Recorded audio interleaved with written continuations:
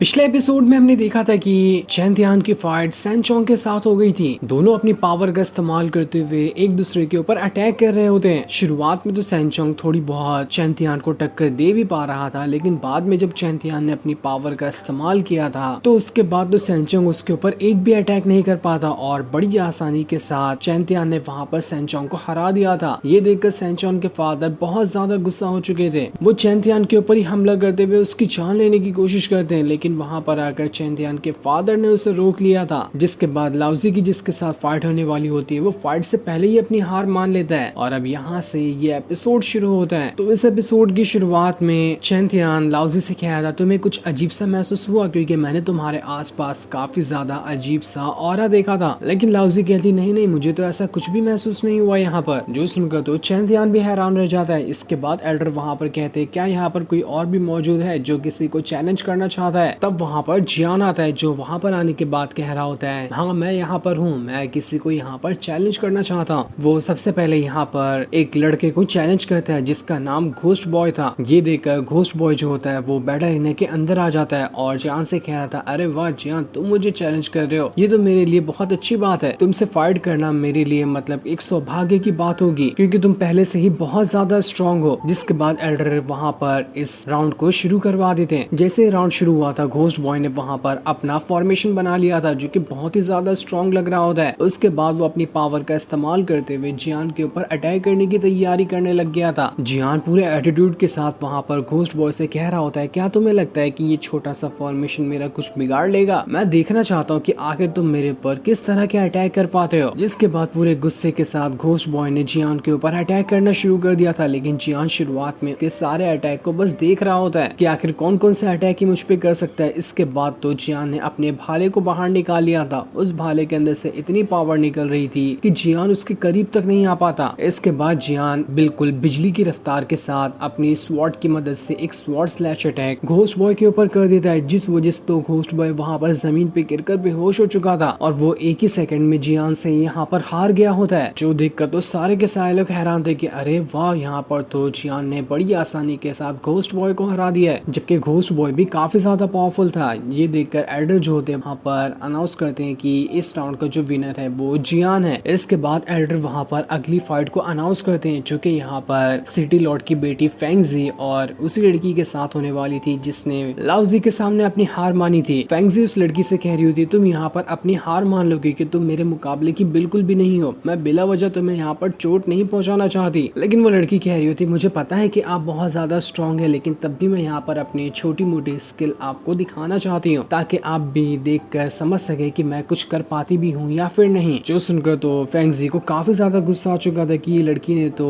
Lousy के सामने अपनी हार मान ली, लेकिन मेरे सामने हार मानने को तैयार नहीं है, अब तो मैं इसे नहीं छोड़ूंगी। इसलिए वो वहाँ पर अपना फॉर्मेशन बना ली थी जो कि बहुत ही ज्यादा स्ट्रॉन्ग फॉर्मेशन लग रहा था। उस फॉर्मेशन के अंदर से एक डीमन फेस बाहर निकल कर आता है। वो वहाँ पर अपनी पावर का इस्तेमाल करते हुए उस लड़की की हालत खराब करने लग गया था। वो लड़की तो वहाँ पर कुछ कर ही नहीं होती है, वहाँ पर खड़े खड़े ही उसकी हालत खराब होने लग गई थी। इस वजह से वो लड़की तुरंत ही वहाँ पर अपनी हार मान लेती है, वरना तो ये फेंगजी यहाँ पर उसकी जान ही ले लेगी। सारे लोग कह रहे थे कि ये फेंगजी तो सच में काफी ज्यादा स्ट्रॉन्ग है, इसकी जो फॉर्मेशन वाली स्पिरिट है वो ड्रैगन स्लेइंग मार्शल स्पिरिट है जो कि बहुत ज्यादा पावरफुल मानी जाती है। इतनी कम उम्र में कोई भी इतना ज्यादा हाई लेवल का कल्टीवेशन नहीं कर पाता। जिसके बाद एल्डर वहाँ पर अनाउंस करते कि यहाँ पर सारी फाइट तो हो गई है, अब जितने भी लोग बचे हैं वो सेमीफाइनल में जा चुके हैं, इसलिए कुछ देर बाद सेमीफाइनल शुरू किया जाएगा। लेकिन फेंगजी कहती है, आराम करने की क्या जरूरत है, हम अभी यहाँ पर सेमीफाइनल शुरू कर देते हैं, मुझे नहीं लगता कि कोई यहाँ पर थका होगा। जिस पर एल्डर भी मान जाते हैं और इस सेमीफाइनल में सबसे पहली जो फाइट होने वाली है वो लाउजी और फेंगजी के बीच में ही। चैन तियान वहाँ पर लाउजी को समझा रहा होता है कि अपना ख्याल रखना, जिस पर लाउजी उसे हाँ में जवाब देते हुए बैटल अरीना के अंदर आ चुकी थी। अंदर आते साथ ही वहाँ पर फेंगजी ने वापस से अपने उसी मार्शल स्पिरिट वाले फॉर्मेशन को एक्टिवेट कर लिया था, लेकिन जैसे उसका अटैक लाउजी पे लगता है, लाउजी अपना फॉर्मेशन बनाते हुए उसके डीमन फेस को वहाँ पर डिस्ट्रॉय करने की कोशिश कर दी है। लाउजी ने अपने थंडर फॉर्मेशन का इस्तेमाल कर लिया था और अपनी थंडर पावर का इस्तेमाल करते हुए डीमन फेस के ऊपर हमला कर रही थी। इस वजह से डीमन फेस का कोई भी अटैक वहाँ पर लाउजी का कुछ नहीं बिगाड़ पाता। जिसके बाद लाउजी फेंगजी के पास ही आ चुकी थी, लेकिन जैसे वो उसके ऊपर अटैक करती, फेंगजी उसका अटैक रोक लेती है। इसके बाद तो उसने लाउजी को पीछे भी कर दिया था क्योंकि फेंगजी यहाँ पर बहुत ज्यादा पावरफुल थी। जिसके बाद फेंगजी और भी कई सारी डिमोनिक टेक्निक का का इस्तेमाल करते हुए लाओजी के ऊपर हमला करने की कोशिश करती है, लेकिन लाओजी भी इसके लिए तैयार थी। वो वहाँ पर अपनी थंडर पावर का एक भवंडर बना देती है और उसके अंदर से बहुत सारी बिजलियां निकाल कर सारी की सारी बिजलियां वो फेंगजी के ऊपर ही भेज देती है, लेकिन एक भी बिजलियों का अटैक फेंगजी को छू तक नहीं पाया था। फेंगजी वहाँ पर लाओजी से कह रही थी, बढ़िया, तुम्हारी स्किल तो कमाल की है, लेकिन मेरे सामने कुछ भी नहीं है। तुम इतनी स्किल का इस्तेमाल करते हुए मेरा यहाँ पर कुछ नहीं बिगाड़ सकती। अब तुम्हारे साथ फाइट करके मेरा मन भर गया, तो मैं यहाँ पर अब तुम्हें हराने जा रही हूँ। जिसके बाद तो उसने घोस्ट फेस की पावर को और ज्यादा बढ़ा दिया था। इस वजह से वो घोस्ट फेस बहुत ही ज्यादा स्ट्रॉन्ग हो गया होता है और उसके बाद वो लाओजी की तरफ ही बढ़ चुका था ताकि वो यहाँ पर उसे हरा सके। लेकिन लाओजी इसके लिए तैयार थी। वो अपने सारे के सारे थंडर को एक साथ मिलाते हुए वहाँ पर एक बहुत ही ज्यादा स्ट्रॉन्ग अटैक बना लेती है और उस स्ट्रॉन्ग वाले अटैक को उसने सीधा घोस्ट फेस की तरफ ही भेज दिया था, जो घोस्ट फेस से जाकर टकरा जाता है। सारे लोग ये देखकर हैरान हो रहे थे कि यहाँ पर अब कौन जीतेगा, क्या यहाँ पर लाओजी का अटैक जीतेगा या फिर फेंगजी का ये घोस्ट किंग जीतने वाला है। लाओजी यहाँ पर भी नहीं रुकती। उसने एक अटैक करने के बाद और भी कई सारे छोटे छोटे अटैक को भी उस घोस्ट फेस के ऊपर करना शुरू कर दिया था। इस वजह से घोस्ट फेस धीरे धीरे करते हुए कमजोर पड़ने लगता है, जो देखकर तो फेंगजी भी हैरान रह जाती कि नहीं, ऐसा नहीं हो सकता, मेरा घोस्ट फेस इतनी जल्दी नहीं हार मान सकता। लेकिन जब ही ऐसा लग रहा था कि यहाँ पर लाओजी आसानी के साथ घोस्ट फेस को हरा देगी, तो अचानक से ही वहाँ पर उसकी हालत खराब होने लगती है। उसकी हालत इतनी खराब हो चुकी थी कि वो अब ठीक से खड़ी तक नहीं हो पा रही होती। उसके मुंह से खून भी आने लग गया था, जो देखकर सारे लोग हैरान रह जाते कि यहाँ पर ये क्या हो रहा है, लाओजी को अचानक से क्या हो गया। चैंतियान भी बिल्कुल कंफ्यूज था कि ऐसा कैसे हो सकता है कि अचानक से लाओजी के साथ उसकी हालत खराब होने लगे। उसकी इतनी ज्यादा हालत कैसे खराब हो सकती है। तब उसे याद आता है कि उसने कुछ तो ग्रीन कलर का ऑरा लाओजी के आसपास देखा था। उस टाइम तो उसने ध्यान नहीं दिया, लेकिन उसे अब समझ में आया था कि उस टाइम लाओजी के अंदर पॉइजन डाल दिया गया था, जिस वजह से जब वो अपने अटैक का इस्तेमाल करेगी तो उसका अटैक काफी ज्यादा उसी के ऊपर असर करने की कोशिश करेगा। यही वजह से जब लाओजी ने अपना इतना स्ट्रॉन्ग अटैक का इस्तेमाल किया तो उसका सबसे ज्यादा असर उसी की बॉडी पे होने लग गया। चैंतियान वहाँ पर उस बूढ़े एल्डर से बहुत ज्यादा गुस्सा हो रहा था कि सारा कांड इसी का रचा हुआ है, इसी ने लाओजी के अंदर वो पॉइजन को डाला है, मैं इसे तो नहीं छोड़ूंगा। बूढ़ा एल्डर तो वहाँ पर आराम से खुश होकर खड़ा हुआ था, क्योंकि उसे यही काम दिया गया था कि चाहे कुछ भी क्यों ना हो जाए, उसे कंपटीशन के अंदर तो बाइली फैमिली को जितवाना ही है, क्योंकि ये कंपटीशन बाइली फैमिली करा रही है और अगर वही हार गई तो बहुत बेइज्जती होगी उनकी। फेंगजी वहाँ पर लाओजी से कह रही थी, देखो लाओजी, तुम्हारे पास बहुत पावर है, आगे चलकर तुम बहुत अच्छे से ग्रो भी करोगी, इसलिए मेरे सामने हार मान लो, वरना मैं देरी नहीं लगाऊंगी यहाँ पर तुम्हारी जान लेने में और परमानेंट तुम्हारी कल्टीवेशन पावर को डिस्ट्रॉय करने में। तो फटाफट से यहाँ पर अपनी हार मान लो। लेकिन तब चैंतियान जो होता है वो वहाँ पर लाओजी को मोटिवेट कर रहा था कि नहीं लाओजी, तुम कर सकती हो, मुझे तुम्हारे पर भरोसा है, तुम करके दिखाओगी, छोटा मोटा पॉइजन तुम्हारा कुछ नहीं बिगाड़ सकता, तुम बस वहाँ से रिटर्न आ जाओ, तुम्हें कुछ नहीं होगा। मैं खुद जाता हूँ फेंगजी के साथ फाइट करने के लिए और उसे हराने की कोशिश करूंगा, तुम बस अपना ख्याल रखना। ये देखकर लाओजी जो होती है वो चैंतियान के कहने पर वहाँ पर अपनी हार मान लेती है, जिस पर फेंगजी कह रही थी, मुझे पता ही था कि ऐसा ही कुछ होने वाला है, क्योंकि तुम तो वैसे भी कभी मुझे चोट पहुंचा ही नहीं सकती। तुम जैसे छोटे मोटे कल्टीवेटर अपने आप को बहुत ज्यादा स्ट्रॉन्ग समझते हो, लेकिन जब स्ट्रॉन्ग कल्टीवेटर से मुकाबला होता है तब तुम्हारी हवा टाइट हो जाती है, जाओ जाओ खड़ी क्या हो। लेकिन लाओजी उसकी किसी बात पे ध्यान नहीं देती और वहाँ से चैंतियान के पास आ जाती है, जहाँ चैंतियान उसे संभालता है, क्योंकि पॉइजन की वजह से अब भी उसके अंदर काफी ज्यादा असर पड़ा था। चैंतियान वहाँ पर लाओजी को गले लगाते हुए कह रहा होता है, सब ठीक हो जाएगा, तुम्हें कुछ नहीं होगा, मैं हूं ना यहाँ पर, मैं सब लोगों से बदला लूंगा जिसने भी तुम्हारे साथ ऐसा किया है, तुम बस टेंशन मत लेना। जो सुनकर लाओजी बहुत ज्यादा खुश हो जाती है। इसके बाद अब बारी वहाँ पर चैंतियान की आती है, जिसका सेमीफाइनल राउंड होने वाला था और ये सेमीफाइनल राउंड उसका जियान के साथ ही हो रहा होता है। जियान कहता है, अरे वाह चैंतियान, तुम आ गए, मैं तो काफी टाइम से तुम्हारा ही इंतजार कर रहा था कि कब मुझे मौका मिलेगा तुमसे फाइट करने का, और देखो आज मौका मिल चुका है। मैं इस कंपटीशन के शुरू होते साथ ही तुम्हारी बस फाइट देख रहा था, क्योंकि तुम लगते तो कम लेवल पे हो लेकिन तुम्हारे पास पावर बहुत ज्यादा है, इसी वजह से तुमसे फाइट करने में तो आज मजा ही आ जाएगा। तो बताओ चैंतियान, क्या तुम मुझसे फाइट करने के लिए तैयार हो? जिस पर चैंतियान कह रहा होता है, बिल्कुल, जब मैं सेमीफाइनल में आ चुका हूँ तो मैं यहाँ से हार कैसे मान सकता हूँ, मैं तुमसे फाइट करने के लिए तैयार हूँ। जिस पर जियान कह रहा होता है, चलो वाह, ये तो बहुत बढ़िया बात है कि तुम यहाँ पर फाइट शुरू होने से पहले मुझसे हार नहीं मान रहे हो, तो ठीक है, हम यहाँ पर स्वॉर्ड फाइट करेंगे, तुम भी अपनी स्वॉर्ड निकालो। जिस पर चैंतियान कह रहा होता है, नहीं, अभी मुझे अपनी स्वॉर्ड निकालने की जरूरत नहीं है, जब जरूरत पड़ेगी तो मैं अपने आप ही अपनी स्वॉर्ड बाहर निकाल लूंगा। जो देखकर जियान कह रहा था, अरे वाह, तुम्हारे पास तो एटीट्यूड भी है, लेकिन जरा ध्यान देना कि तुम्हारी अभी स्वॉर्ड को बाहर निकालने का ना नतीजा तुम्हारे ऊपर भारी न पड़ जाए। इसके बाद तो जियान ने वहाँ पर अपनी स्वॉर्ड को बाहर निकाल लिया था था। उसके बाद वो अपना फॉर्मेशन बनाते हुए फॉर्मेशन की सारी पावर को अपने स्वॉर्ड के अंदर ही ट्रांसफर कर देता है, जिस वजह से उसकी स्वॉर्ड काफी ज्यादा स्ट्रॉन्ग हो चुकी थी और वो उसी बहुत ही ज्यादा खतरनाक वाली स्वॉर्ड को लेकर चैंथियान से फाइट करने के लिए तैयार था। वो उसी की तरफ बढ़ जाता है जहाँ उसने अपनी स्वॉर्ड के अंदर से अपने 2 डुप्लीकेट निकालकर चैंथियान की तरफ भेज दिया था। लेकिन इस फाइट में कौन जीतेगा ये अभी हमें नहीं बताया जाता। जो सीन दिखाते ही ये एपिसोड यहीं पर एंड हो जाता है। Thanks for